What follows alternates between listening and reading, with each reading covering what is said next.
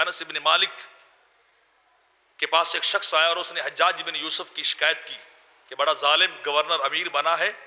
تو آپ نے فرمایا گھبراؤ نہیں، آج کا دن اچھا ہے، جو کل کا دن آئے گا نا وہ اس سے برا دن آئے گا. جو کل کا دن آئے گا وہ اس سے بھی سختی والا دن آئے گا. کیونکہ آقا علیہ الصلوۃ والسلام نے فرمایا حتی تلقوا ربکم سمعت من نبیکم صلی اللہ علیہ وسلم، فرمایا آنے والا ہر دن پہلے دن سے مشکل ہوگا، دین کے حوالے سے، عقیدے کے حوالے سے، عمل کے حوالے سے، حتیٰ کہ اسی مشکلات سے گزر کر تم اللہ کی بارگاہ تک چلی جاؤ گے.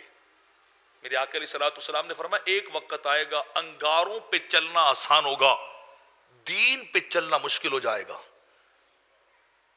دین پہ چلنا انتہائی دشوار ہو جائے گا. آگ کے اوپر چلنا یہ آسان ہے.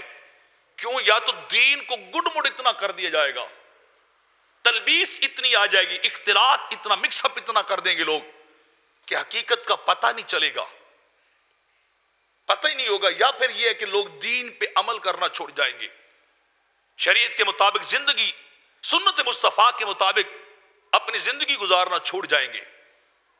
تو دین کے اوپر چلنا انتہائی مشکل ہو جائے گا اور باقی خرافات انسان کے لیے بڑی آسان ہو جائیں گی. اور اس سے آگے میرے آقا علیہ الصلوۃ والسلام نے ارشاد فرمایا جب قیامت قریب آئے گی، انتہائی قریب آئے گی، تو فرمایا ہر گزرنے والا دن بہتر ہوگا بعد میں آنے والے دن سے، ہر آنے والا دن آج کے دن سے بدتر ہوگا. اور آقا علیہ الصلوۃ والسلام نے ارشاد فرمایا اس سے مراد دولت میں اضافہ یا معاملات کی بات میں نہیں کر رہا کہ شاید لوگوں کے لیے ان کا روزگار مشکل ہو جائے گا، دنیاوی معاملات مشکل ہو جائیں گے، دنیا کے دھندے لوگوں کے لیے مشکل ہو جائیں گے. فرمایا میں یہ بات نہیں کر رہا، بلکہ میں یہ بات کر رہا ہوں کہ علم کم ہوتا جائے گا، علماء ختم ہوتے جائیں گے، علم گھٹتا جائے گا، علم بالکل آخری پوائنٹ پہ آئے گا. اور میرے آقا فرماتے ہیں سارے جاہل مل کے ایک جیسے ہو جائیں گے، عالم نہیں ہوں گے، جہلاء برابر ہوں گے، نہ کوئی نیکی بتانے والا ہوگا نہ کوئی بدی سے روکنے والا ہوگا.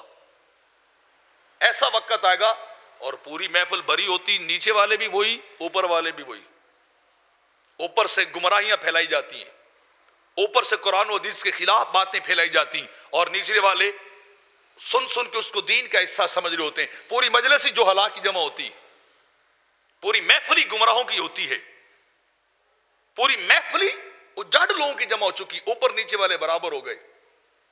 بس وہ کیا کہتے ہیں یہ معرفت کی باتیں، تمہیں نہیں پتا. کسی کو کہو کہ قرآن حدیث سے، کہتے نہیں تم مولوی ہو، یہ معرفت کی باتیں. وہ معرفت کی باتیں نہیں ہیں، وہ شیطنت کی باتیں ہیں. وہ شیطان آ جاتا ہے ان کے اندر جو ان کو خوشنما کر کے اعمال دکھاتا ہے. اگر قرآن و سنت کے مطابق کام ہو تو وہ قابل تعریف ہے. وہ علماء حق، وہ اولیاء حق، وہ صوفی، وہ عالم جو میرے آقا کی سنت پہ چلے، وہ تو اس دور کے اندر سلیوٹ کے قابل ہے، وہ تو سلام کے قابل. وہ نعت خوان جو سنت کے مطابق کلام کو پڑھے.